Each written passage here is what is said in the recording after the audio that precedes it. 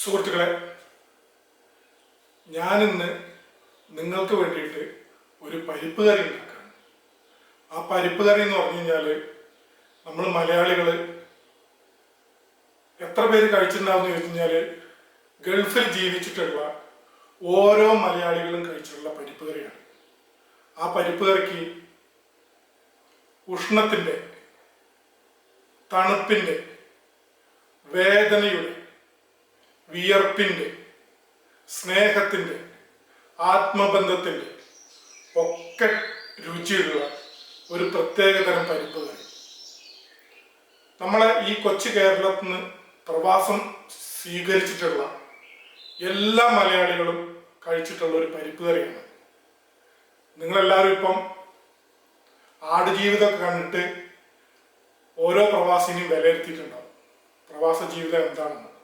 എന്നാൽ സത്യത്തിൽ ആടുജീവിതം നമ്മുടെയൊക്കെ ഗൾഫ് നാടുകളിൽ, മരുഭൂമികളിൽ മാത്രമല്ല എന്നുള്ളൊരു സത്യം കൂടിയുണ്ട്.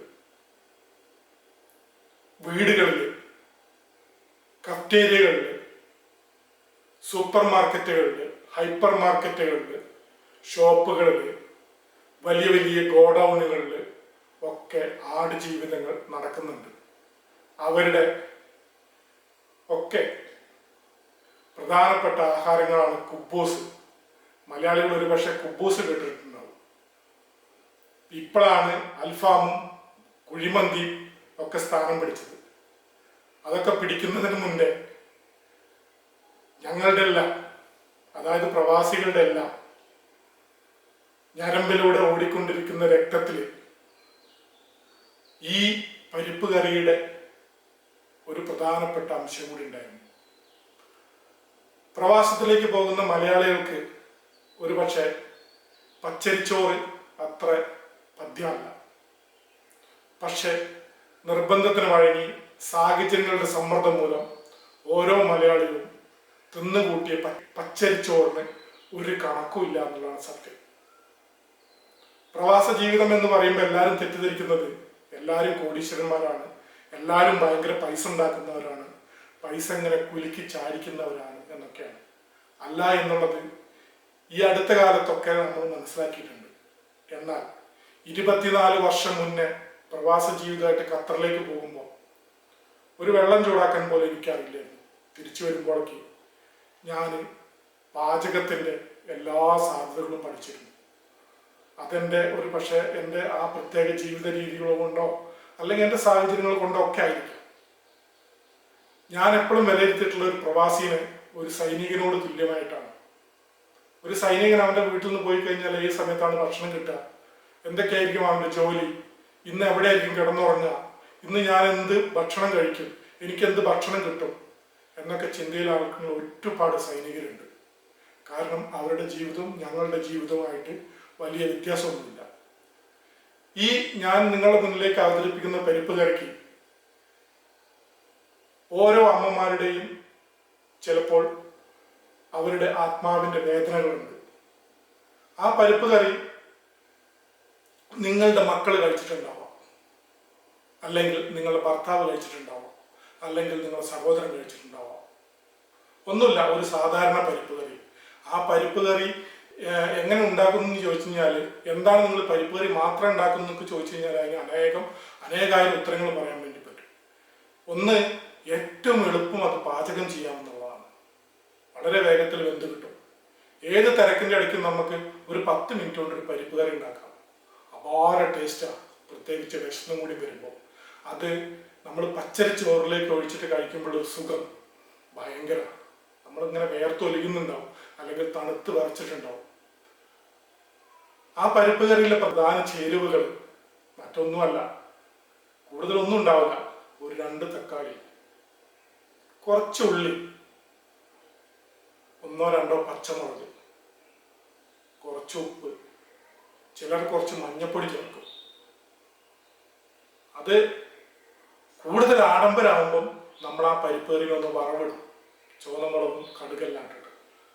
അതേപോലത്തെ ഒരു പരിപ്പ് കറി ഞാൻ നിങ്ങളുടെ മുന്നിലേക്ക് എത്തിക്കുകയാണ്. ആ പരിപ്പ് കറി ഉണ്ടാക്കുന്നത് വ്യത്യസ്തമായ സാഹചര്യങ്ങളിലായിരിക്കാം. ചിലപ്പോൾ ഒരു വലിയ റൂമിൽ കുറേ സ്റ്റൗകൾ വെച്ചിട്ട് കമ്പനി കൊടുത്തുള്ള ഒരു ഗ്യാസ് സ്റ്റൗവിലേക്ക് ഉണ്ടാക്കുക.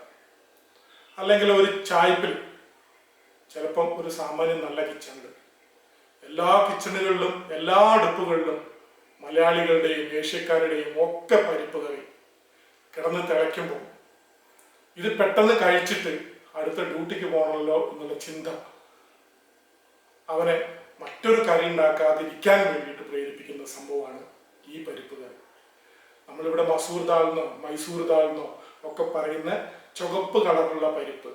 ആ പരിപ്പ് ഞാനൊരു ദിവസം എൻ്റെ വീട്ടിലേക്ക് കൊണ്ടുവന്നപ്പോൾ എൻ്റെ വീട്ടുകാർ പറഞ്ഞെന്താ അറിയോ, ഈ പരിപ്പ് ഒരു ചവറ് പോലെയാണ്, ഈ പരിപ്പ് കൊണ്ടാണോ നിങ്ങൾ ഇന്ന് പരിപ്പ് കറി ഉണ്ടാക്കുന്നത് എന്നാണ് ചോദിച്ചത്.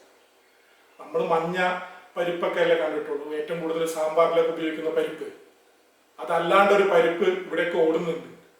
നമ്മളൊക്കെ ഇഷ്ടം 24 വർഷം ഒരു പ്രവാസി ഈ പരിപ്പ് കറി കഴിച്ചിട്ടുണ്ടെങ്കിൽ, അല്ലെങ്കിൽ അതിൽ കൂടുതൽ കഴിച്ചിട്ടുണ്ടെങ്കിൽ, അല്ലെങ്കിൽ ഒരു പ്രാവശ്യമെങ്കിലും കഴിച്ചിട്ടുണ്ടെങ്കിൽ ആ ആളുടെ നാവിൻ തുമ്പത്ത് ഇപ്പോഴും ആ ഒരു പരിപ്പ് കറിയുടെ രുചി തങ്ങി നിൽക്കുന്നുണ്ടാവുമെന്ന് ഉറപ്പാണ്.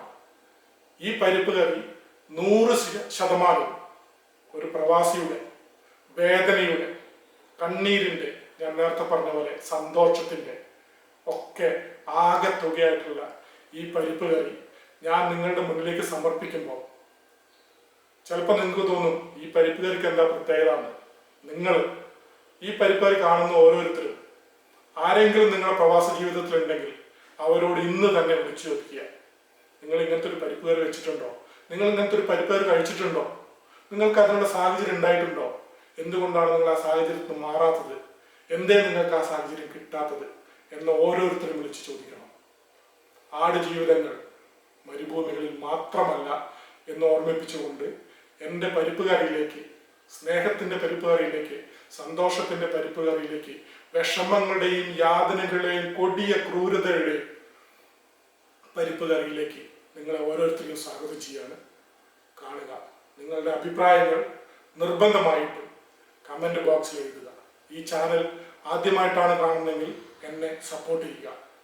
24 വർഷത്തെ പരിപ്പ് കറി എത്രയോ പ്രാവശ്യം ഞാൻ എൻ്റെ വീട്ടിൽ, നാട്ടിൽ വന്നിട്ടുണ്ടാക്കിയിട്ടുണ്ട്. ഇടയ്ക്കെല്ലാം ഞാൻ ആ പരിപ്പ് കറിയും പച്ചരി ചോറും ഉണ്ടാക്കിയിട്ട് നിലത്തിരുന്ന് കഴിച്ചിട്ടുണ്ട്. എൻ്റെ വീട്ടിലുള്ളവരാർക്കും അതിന് താല്പര്യമില്ല. എല്ലാവരും ഇന്ന് മട്ടയരി, റേഷൻ കടകളിൽ പോലും മട്ടയരി കിട്ടുന്ന ഒരു കാലമാണിന്ന്. നമ്മളെ കുറേ വർഷങ്ങൾക്ക് മുന്നേ റേഷൻ കടയിൽ ഇരുമ്പരി എന്നുള്ള പേരിലൊക്കെ അരികൾ വന്നിരുന്നു. ഇന്ന് കാലം പോയി. എല്ലാവരുടെ വീട്ടിലും ബിരിയാണികളുണ്ട്, എല്ലാവർക്കും നെയ്ച്ചോറ് വയ്ക്കാൻ പറ്റുന്നുണ്ട്. പക്ഷേ അതിനപ്പുറത്ത് ഇന്നും പ്രവാസ ലോകത്ത് ഈ ഒരു പരിപ്പ് കറി, ഈ ഒരു കുബൂസും കൂട്ടിയിട്ട് നിങ്ങളെ വീട്ടിലുള്ള ആളുകൾ, നിങ്ങളെ ചോരകൾ ഇന്നും അത് കഴിച്ചുകൊണ്ടിരിക്കുന്നുണ്ടെന്ന് മറക്കാതിരിക്കുക. അതായിരിക്കും അവരോട് ചെയ്യുന്ന ഏറ്റവും വലിയ നല്ല കാര്യം. അപ്പോഴേ നിങ്ങൾക്ക് ഗൾഫിൽ നിന്ന് വരുന്ന ഓരോ പണത്തിൻ്റെയും മൂല്യം തിരിച്ചറിയാനാവൂ. അതുകൊണ്ട് കൂടുതലൊന്നും പറയുന്നില്ല. ഈ പരിപ്പ് കറിയിലേക്ക് വീണ്ടും ഓരോരുത്തരെയും ഹൃദയം കൊണ്ട് സ്വാഗതം ചെയ്യുന്നു.